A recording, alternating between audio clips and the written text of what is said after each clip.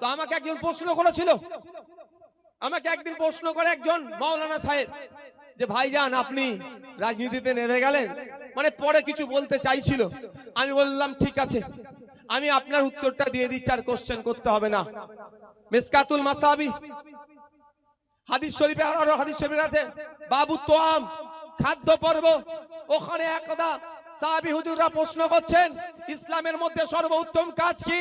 সাধারণ নবী পাক সাল্লাল্লাহু আলাইহি সাল্লাম উত্তর দিচ্ছেন ইসলামের মধ্যে অন্যতম যে ভালো কাজের মধ্যে উত্তম কাজের মধ্যে একটা অন্যতম উত্তম কাজ হচ্ছে ক্ষুধার্তকে খাদ্য দাও। আমি সেই আদর্শে আদর্শিত, আমার শিক্ষক, আমার গুরু, আমার আদর্শ হযরত মুহাম্মদ সাল্লাল্লাহু আলাইহি সাল্লাম আজ থেকে ১৫০০ বছর পূর্বে যে বাণী বলে গিয়েছিল, তিনি সম্প্রীতির বার্তা দিয়ে গিয়েছিলেন, ঐক্যের বার্তা দিয়েছিলেন। সেই সময়েও আরবের ভূমিতে হিন্দু আপনার মুসলিম নন মুসলিম ছিল, কিন্তু একবারের জন্য তিনি বলেননি, আমাদেরকে শিক্ষা দিয়ে গেলেন। সেই সময়ে আজ থেকে ১৫০০ বছর আগে ইসলামের সর্বোত্তম কাজগুলির মধ্যে একটি অন্যতম গুরুত্বপূর্ণ উত্তম কাজ হলো ক্ষুধার্তকে খাদ্য দাও। একবারের জন্য বলেনি যে মুসলিম ক্ষুধার্তকে খাদ্য দেওয়া ইসলামের মধ্যে সর্বোত্তম কাজ, একবারের জন্য তিনি শিক্ষা দেননি। তিনি শিক্ষা দিয়েছেন যে ক্ষুধার্ত তার খাদ্যের ব্যবস্থা করতে হবে। আজকে আমি রাজনীতিতে এসেছি, আমার দেশের সংবিধান এই আমাকে অধিকার দিয়েছে যে ক্ষমতায় থাকবে তার কাজ হচ্ছে ক্ষুধার্তের মুখে অন্ন তুলে দেওয়া। আমি রাজনীতিতে এসেছি তার আদর্শে আদর্শিত হয়ে। মাওলানা সাহেবকে আমি উত্তরটা দিয়েছিলাম, তারপরে মাওলানা সাহেব আমাকে আর কোনো কোশ্চেন করার অপশন আমি তাকে দিইনি। আপনি রাজনীতিতে এসেছি কেন? ব্যাংক ব্যালেন্স বাড়ানোর জন্য, 4টে প্লট কেনার জন্য? যদি ওটাই হতো তাহলে আমি তো শাসক দলে এখন মিনিস্টার হয়ে যেতাম। ভাই আপনারা কি অস্বীকার করেন কি এটাকে? হ্যাঁ, মমতা ব্যানার্জির একটাই ভয়, বুঝতে পারছেন? তাহলে আমি তো হয়ে যেতে পারতাম। আমি সেখানে উপেক্ষা কেন করেছি? আমি আজ থেকে ১৫০০ বছর আগে হযরত মুহাম্মদ সাল্লাল্লাহু আলাইহি ওয়াসাল্লামের সেই বাণীকে আমি মাথায় নিয়ে চলি। সাথে সাথে বিভিন্ন ধর্মের ধর্মগুরুরা যারা ধর্মের কাজ করেছেন, সমাজের কাজ করেছেন, তাদের বাণীগুলো আমি মাথায় নিয়ে চলি, বিভিন্ন ক্ষেত্রে সেইগুলোকে আমি প্রয়োগ করি। তো আমার লড়াইটা আজকে কি? ১০১ নম্বরে কেন থাকবে ১২৩টি দেশের মধ্যে? আমার লড়াইটা কি? যা অপুষ্টিতে ভোগা শিশুর সংখ্যা বাড়বে কেন? আফ্রিকার 2টো দেশের কান্ট্রির পরে, আফ্রিকা মহাদেশের 2টো দেশের পরে ভারতবর্ষের স্থান। এখানে এত শিশুরা অপুষ্টিতে ভোগে। আর এদিকে শুভেন্দু অধিকারী হিন্দু হিন্দু ভাই ভাই গল্প শোনালেও, শুভেন্দু অধিকারীকে যখন প্রশ্ন করবেন যে ১২৩টা দেশের মধ্যে সমীক্ষা চালিয়ে ১০১ নম্বরে আমার দেশ কেন? ভারতবর্ষের ১০০টা মানুষ যদি রাত্রে না খেয়ে ঘুমায়, ভারতবর্ষের ১০০টা মানুষ যদি একবেলা না খেয়ে ঘুমায়, তাহলে জনসংখ্যার অনুপাতে 14টা তো মুসলিম হবে, তাহলে ৮৬টা স্বাভাবিকভাবে জনসংখ্যার অনুপাতে পার্সেন্টেজে তাহলে নন মুসলিম। এই ৮৬-র মধ্যে ৮০টা হিন্দু। কি ভুল বলছি নাকি? তাহলে হিন্দু হিন্দু ভাই ভাই গল্প শোনাচ্ছ, তোমার ৮০টা হিন্দু ভাই প্রতিদিন ভারতবর্ষে ৮০টা হিন্দু ভাই, মানে ৮০% হিন্দু ভাই ক্ষুধার্তের সূচকে যাদের পৌঁছে গিয়েছে, আর প্রতিদিন 80% হিন্দু ভাই তাহলে না খেয়ে ঘুমাচ্ছে, তার জবাব তো তোমাকেই দিতে হবে ভাই। আমি মেদিনীপুরে কদিন আগে গিয়েছিলাম, নন্দীগ্রামের মাটিতে দাঁড়িয়ে বলে এসেছি, হিন্দু হিন্দু স্লোগান শুভেন্দু অধিকারী তুলেছে শুধুমাত্র উনার ভোট ব্যাংকে সুরক্ষিত রাখার জন্য, উনার ভোট ব্যাংকে বাড়ানোর জন্য। আমি বলছি সেই দিন হিন্দু হিন্দু স্লোগান, ভাই ভাই স্লোগান সার্থক হবে যেই দিন দেখবো শুভেন্দু অধিকারী নাকি পেট্রোল পাম্প আছে, পেট্রোল পাম্পের সামনে লিখে দেবে হিন্দু হিন্দু ভাই ভাই, মুসলমানের তেল বিক্রি নাই। তখন লিখেছে? কেন লিখেনি? ওটা ব্যবসা। ওখানে হিন্দু, ওখানে সবাই সর্বজনীন, ওখানে সর্বজনীন বলে লক্ষ্মী। কাস্টমারকে কি বলে হিন্দু সমাজের ভাইরা মায়েরা? ও যে লক্ষ্মী সর্বজনীন, আর ভোটটা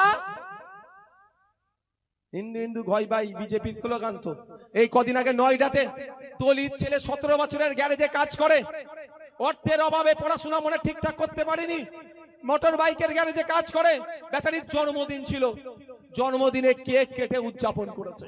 তথাকথিত উচ্চ বর্ণের দ্বারা, তথাকথিত ব্রাহ্মণ্যবাদীদের দ্বারা ওই দলিত ছেলেটার উপরে আক্রমণ হয়ে তাকে মেরে দিল। ছেলেটির নাম অনিকেত। তাহলে হিন্দু হিন্দু ভাই ভাই, শুভেন্দু বাবু এই নিয়ে একটা প্রতিবাদের 1-2 টুইট করেছে, 2 কলম লিখেছে। 2014 থেকে 2019 সব থেকে বেশি দেশে দলিতদের উপরে আক্রমণ হয়েছে, 13,000 আক্রমণ হয়েছে। প্রায় 13,000 আক্রমণ হয়েছে। তো শুভেন্দু বাবুর কথা নেই, হিন্দু হিন্দু ভাই ভাই গল্প শোনাচ্ছে। আমি আবার ফিরে আসি, তাহলে আমরা ক্ষুধার্ত, খাদ্যের ব্যবস্থা কে করবে? কে করবে খাদ্যের ব্যবস্থা? সরাসরি আপনার গালে ভাত তুলে দিতে পারে। আবার সরকার কি করতে পারে? চলে যান কেরলে। কেরলে চরম দরিদ্র সীমার নিচে বসবাস করছিল 60,000 মানুষ, সম্ভবত মেবি 60,000, নিয়ার অ্যাবাউট 60,000। তাদেরকে কিন্তু এই লক্ষ্মীর ভান্ডার, নারায়ণ ভান্ডার, এইসব ভান্ডার দেয়নি। তাদেরকে কাজের ব্যবস্থা করেছে। খোঁজ নিয়ে দেখো, গবেষণা করে দেখো। তাদেরকে কোনো ভান্ডার দিয়ে মুখে খাবার তুলে দেয়নি। সরকার তাদের হাতে কাজ দিয়েছে, কাজের মাধ্যমে ইনকাম করছে, তারা দরিদ্র সীমা থেকে উপরে উঠছে।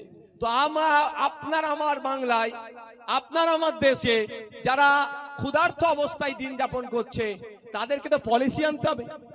পলিসি আনাটা কি দরকার? এত মানুষ ক্ষুধার্ত। আমি তাও বলছি আপনাদের, গত বছরে 127টি দেশে সমীক্ষা চালিয়েছিল, 107 নম্বরে ছিল। গত বছরে 127টি দেশে সমীক্ষা চালিয়ে 105-এ ছিল। আর এখন এবারে 123টি দেশে সমীক্ষা চালিয়ে 101-এ আছে। কোনো উন্নতি হচ্ছে না, অবনতি হচ্ছে। তাই আপনাদের বলবো, তাহলে আমাদেরকে আওয়াজ তুলতে হবে, আমাদের কথা বলতে হবে, আমাদের এটা নিয়ে চর্চা করতে হবে। এর পরিবর্তে আপনি আমি কি দেখছি? কাকে আটকাবো, কাকে জিতাবো, এই গল্পেতে আপনি নিজে জিতার চেষ্টা করুন না। আপনাকে জিততে হবে এবার, আর অন্য কাউকে নিয়ে ভাবলে হবে না। আপনাকে জিততে হবে, আপনার পাশের বাড়ির লোকটাকে জিতাতে হবে, আপনার পাড়ার লোকটাকে জিততে হবে, আপনার গ্রামের মানুষটাকে জিততে হবে, আপনার বিধানসভার মানুষকে জিততে হবে, আপনার জেলার মানুষকে জিততে হবে। তাহলেই আপনি রাজ্যকে জিতবেন। আর রাজ্যের মানুষ যখন জিতবে, তখন সুষ্ঠু সমাজ ব্যবস্থা করে উঠবে।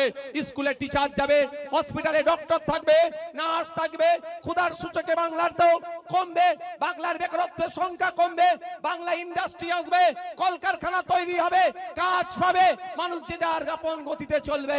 আজকে যেমন গর্ব করে কেরল বলছে যে আমাদের দরিদ্র সীমার নিচে ভারত স্বাধীনতার পর থেকে 78-79 বছর পরে একটা রাজ্য ঘোষণা দিতে পেরেছে, যেখানে তারা স্বীকার করছে বা বাস্তবিক অর্থে তারা ঘোষণা দিচ্ছে তাদের রাজ্যে চরম দরিদ্র সীমার নিচে কেউ নাই।